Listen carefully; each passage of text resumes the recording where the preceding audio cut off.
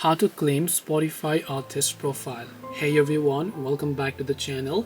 In this video I'm going to guide you on how you can claim a Spotify artist profile, so make sure to watch the video till the end. Now, claiming a Spotify artist profile is fairly simple. You first of all open your browser.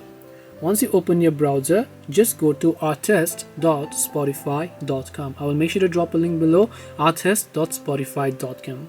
Once you go here, you want to make sure to log into your normal Spotify account if you haven't done so already, which is the one that you use to listen. And from here, you can see a couple of options. Tap the three lines option there, and then just tap on this option here that says Get Access. Once you tap on the Get Access option, get access to Spotify for artists, so you can select your artist manager or a label team member. So since we're trying to claim an artist profile, we will select artist. Now you simply have to search for the artist profile that you'd like to claim by just tapping the continue button here. Select whether this is the right account to log into Spotify for artists, so tap on next.